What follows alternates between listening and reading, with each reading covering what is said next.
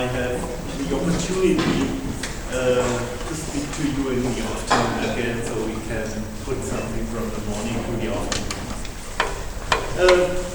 First, one or two sentences to my person. As Sesselmeier told you, I'm from Landau too in Germany. I'm an economist, and my normal main areas of research are behavioral economics, labor market theory, labor market policy, and social policy. But I hope that I can tell you something about the European Economic Union.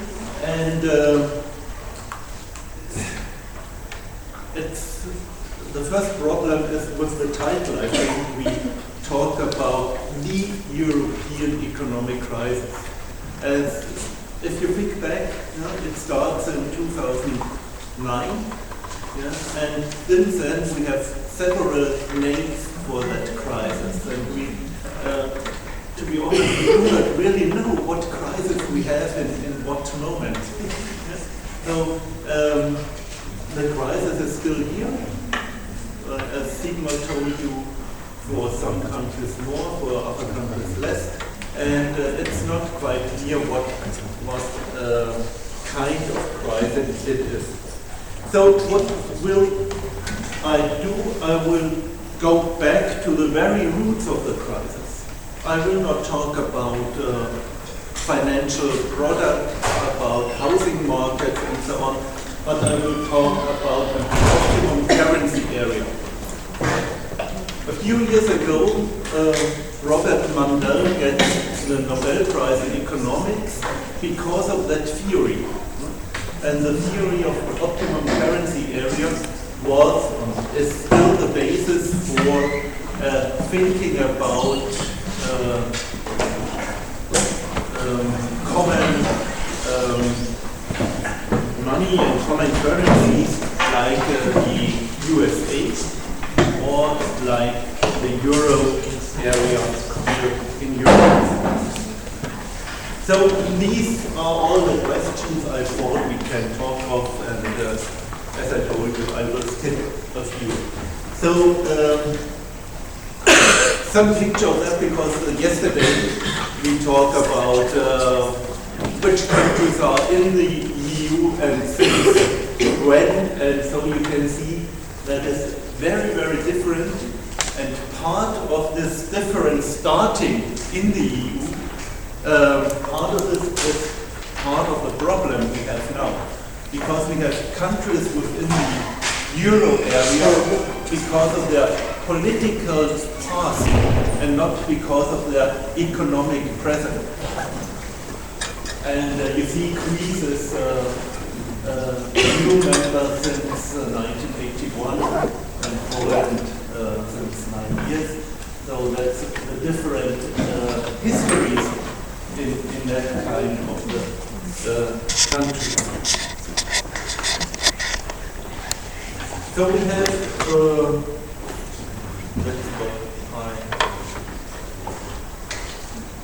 we have one big problem if we think about what can we do if we want to create a common market, and the monetary union is only the final part of the common market, and we have to integrate several parts of the economies, and we have to think about how can we do it.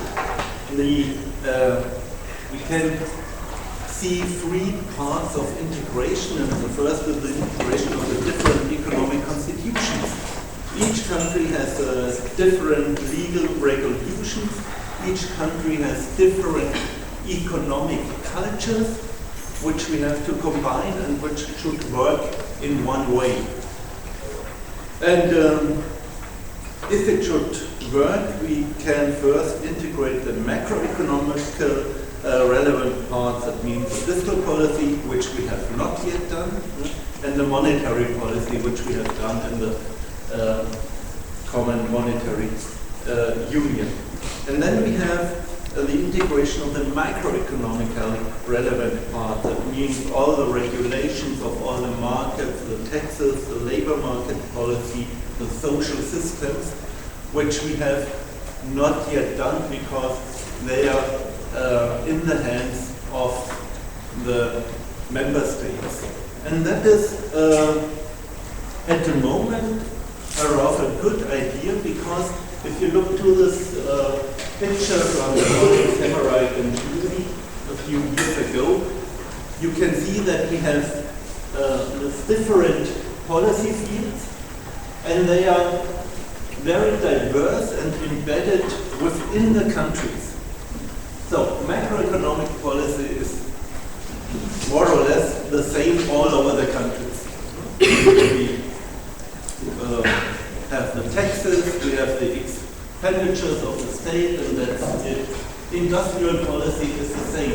But we have social policy, labor market regulations, tax policy, which are very diverse between the countries. If you want to, that's what you can do in the afternoon or in the evening. Yeah? You can tell people from, the Germans can tell people from Romania or from Poland and the other way around their social system. And you will see that it will be very, very different. And because it's very different, each country likes the system it has.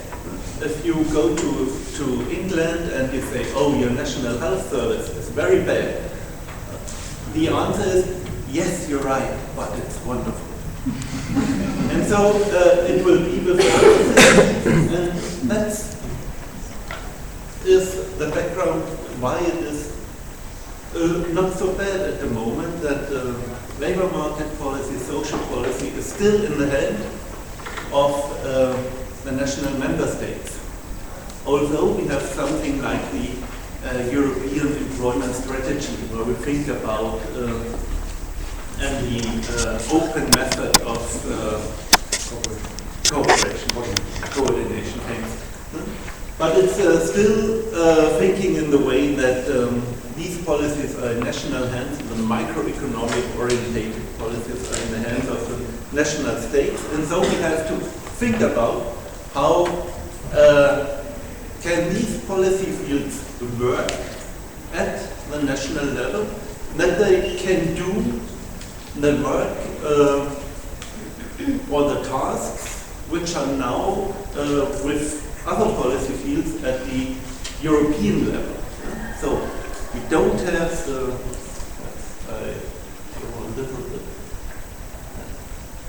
we don't have any monetary policy at the national level.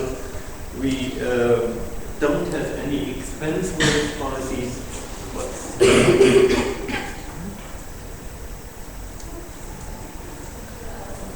He was too fast for me. Exchange rate policy at the national level, and what we have only at the national level to cope with these European Monetary Union is the fiscal policy, which is restricted by the Stabilization Pact, as Sigmar told us before. And we have the wage policy and the social policy in the hands of the national government. And with these two policy fields, we have to cope with all the problems that come to us between the member states. And the question is, why do we have some problems and why we have to cope with them? And that is the origin of that optimal currency union. Here we have to ask whether countries perform in such a way that they can have a common currency. And the idea is they can come together to one currency if shocks are acting in a symmetric way. So what is a shock?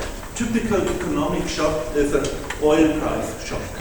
If you look to the several textbooks, this is the most prominent example you can find, an oil price shock. So if you hear that, you can say, so why should it be asymmetric? The oil price shock hits all economies, but not in the same way. It depends. It depends on the structure of the economies. If think for a moment that France has wine and would only have wine, no other goods and services, only wine. And Germany only will have beer. So the two countries will react very different on an oil price shock because they have very different production structures and so on. So, and the idea is that if you have a country only with wine and only with beer, they should not have one currency.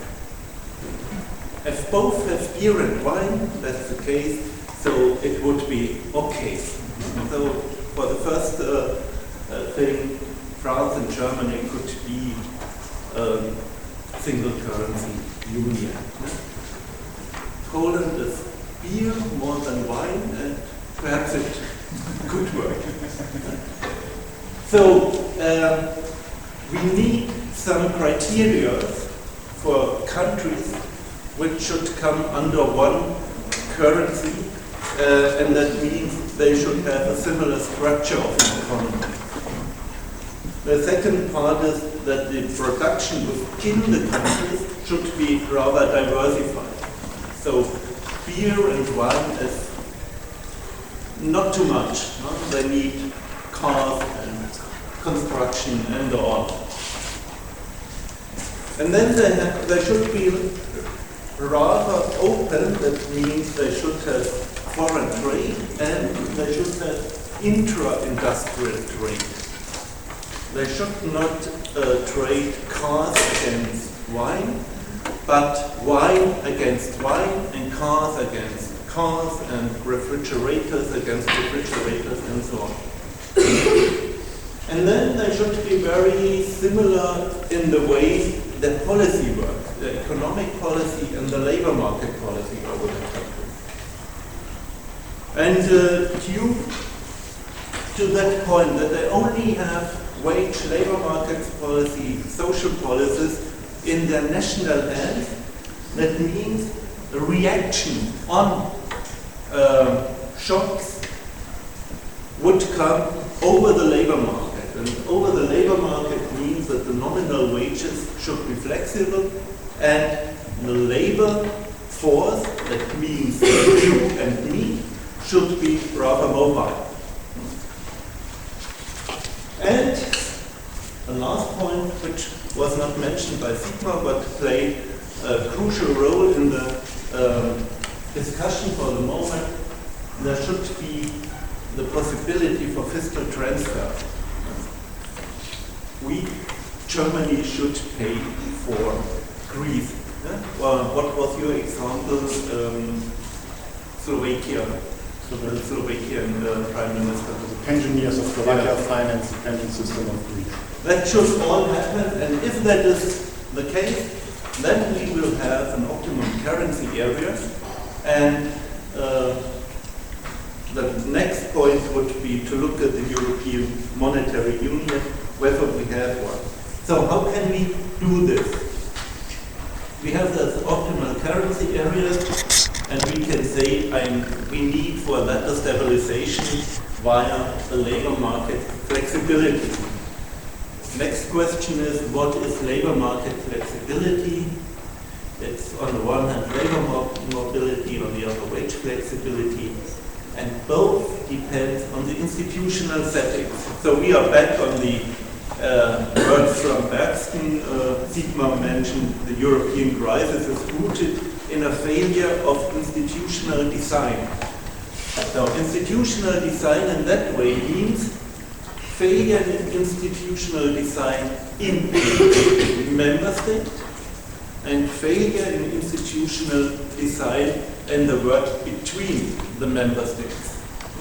As we think of missing bank union, we think of the stabilization pact, which doesn't work as we think of the missing common fiscal policy, and so on. So if we stay at the moment at the labor market, we can ask what are the typical institutional settings we have. You can read the papers of the General Direction 5 at the European Commission on the Labour Market. You can read the papers of the OECD in Paris, and you find typically these 5 points: the dismissal protection, the role of the unions and the wage setting system in the countries, the role of the active labor market policy, of the passive labor market policy. Passive labor market policy is you get money from the states if you are unemployed, and active labor market policy is you get training courses and so on if you are unemployed. And we have to think how to finance the social system. That's a point we will come to this afternoon. So, and then came the moment of the people who work in a theoretical way on labor markets, because they asked what implications have all those institutional settings on the labor market, and I should come to an end. I have seen this could be in a very easy way put in that point, and then I have rather many slides where we can see how does it work. I think the students will all get the slides sometimes, so they can look at it a little bit later or that evening. And then is the question, how does it work? That's the result of all the slides I have skipped now. And you see there is no labor mobility between the states, and there is no mobility within the states. You have a big trade openness in the countries, you have the product diversification, you have no fiscal transfers, and it is not quite clear whether the countries have the same preferences. And commonality of destiny means, are we all Europeans now, or it is something of the past? So that's not quite clear at the moment. We have seen with Sigma. So it's not quite clear whether we have a European monetary union, and the idea is at the moment, from an economic point of view, it's neither good nor bad. The criteria are neither entirely satisfied, neither nor entirely violated. We are just in between. The economic case is undecided. We have some countries who work very well, like Germany, and a few smaller ones, Austria, the Netherlands, Denmark, and the whole of Southern Europe doesn't work very well at the moment. Where we see the costs of that situation of the European Monetary Union are the labor markets, with huge unemployment and more huge unemployment of youth, and about what we do not think really in the moment is fiscal transfers between those countries. Last slide. What are the things we should have to do? Lowering public debt is typical. The German here in front of you and say lowering public debt. Yes, but in a much more longer time span than it is planned now. We need, for the financial markets, we need the idea that we will decrease the public debt, and we need a plan to get there, but we need much more time for that because we need more investment too, that we have not only the way downwards that we can see in all the countries. Even in Germany, Last week we could read over several newspapers that Germany needs per year 7 billion euro for the infrastructure. Only to renew it, not to make it better, only to renew it.